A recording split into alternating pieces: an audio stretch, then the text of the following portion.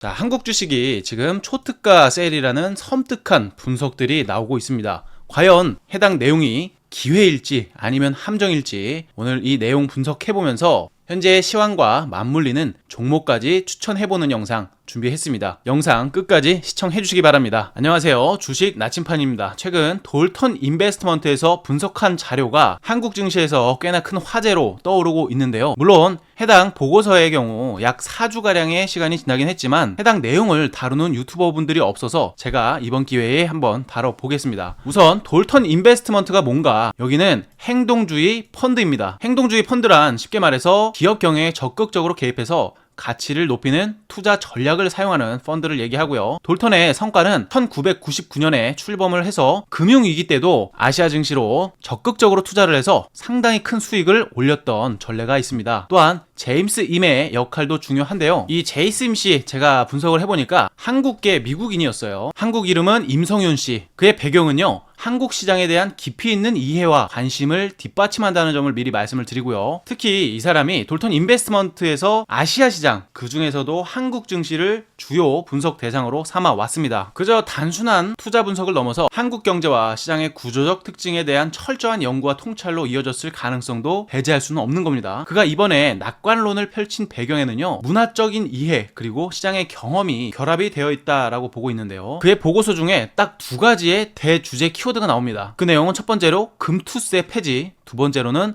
상법 개정안 추진에 대한 내용이었는데요. 이 상법 개정안이라는 건요, 한마디로 주주 중심의 경영을 한다라는 얘기죠. 특히나 최근에 국내 증시는요, 아주 고질적인 문제가 있었죠. 바로 정치적인 노이즈가 많이 있었다는 것인데, 비상계엄령 사태 이후에 정치적 불확실성이 여전히 존재하는 건 사실입니다. 그러나 그로 인해서 이재명 대표가 다시 부상되기 시작했습니다.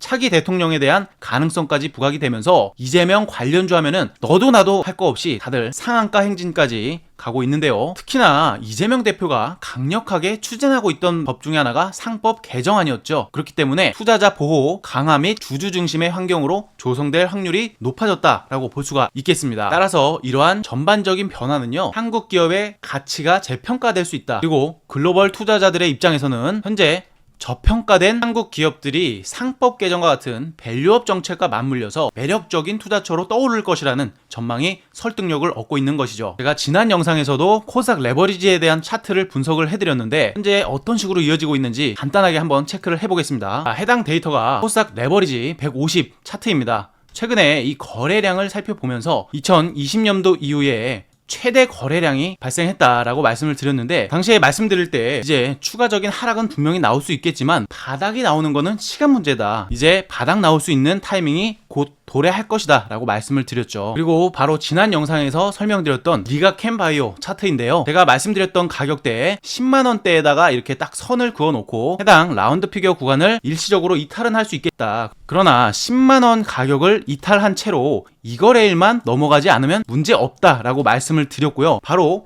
하루짜리 라운드 피겨 이탈은 있었지만 재차 강력하게 반등해주는 모습입니다. 제가 지난번에 10만원대 초반에서는 매수로 접근해도 괜찮다라고 말씀을 드렸어요. 그리고 나서 바로 이렇게 반등이 나오고 있는 모습이니까 제 영상을 참고해보신 분들은 충분히 그냥 끌고 가는 흐름으로 보셔도 되고요. 제가 당시에 목표가 얼마 말씀드렸습니까? 약 13만원 언저리까지는 여기 이동평균선들이 전반적으로 꺾인 지점, 여기까지는 공짜 라인이다, 상방이 열려있다 라고 말씀을 드렸기 때문에 저 또한 해당 관점에 대한 변화는 아직 없다라는 점을 강조드리고 싶고요. 특히나 오늘장 장 초반인데도 불구하고 개인 투자자들의 매도세가 코스피와 코스닥을 합치면 5천억 원이 넘는 매도세가 나타나고 있습니다. 해당 자금은요, 자발적인 반대 매매와 청산과 투매가 동반되면서 개인 자금이 강력하게 이탈하고 있다라는 것이죠. 증시는 언제나 그랬듯이 개인 투자자들이 항복을 선언을 했을 때 그 타이밍은 늘 찐 바닥이었다라는 것을 우리는 기억할 필요가 있다고 봅니다. 또한 해당 라인을 보시면요, 개인 투자자들은 신나게 팔아대고 있는데 외국인과 기관 양매수 유입으로 해서 지수의 반등폭이 상당히 강력하게 나오고 있는 상황입니다. 현재 개별적으로 정치 테마주들이 많이 올라오고 있지만 이제는 여기에 너무 신경을 쓰실 필요는 없다고 생각을 하고요. 시가총액 상위 종목에서 주도하는 업종이 어디인지 그 부분을 잘 살펴볼 필요가 있습니다. 전에도 그렇고 오늘도 말씀드리겠지만 결국 시장의 반등은요, 바이오가 올라올 수밖에 없는 그런 구조적인 부분이 있습니다. 그런 메커니즘을 통해서 오늘 또한 바이오 종목을 소개해 드릴 건데, 이 리가캠 바이오를 한 번 더 말씀드리고 싶습니다. 있습니다. 자, 왜 그러냐면 해당 노랑 색깔 이동평균선이 중요한 이평선 21선이라고 말씀을 드렸습니다. 현재는 이 21선을 명확하게 돌파해서 안착을 해주는 힘으로 체크를 해볼 수가 있고요. 좀 가까이서 보시면은 여기 하늘 색깔 선으로 60일 이동평균선이 있는데요. 해당 라인이 저항으로 작용하는 거 아니냐라고 말씀하실 수 있겠지만 이 이동평균선을 보실 때 한 가지 꿀팁은요. 이평선의 그 각도와 기울기 같은 것을 중요하게 체크를 해야 됩니다.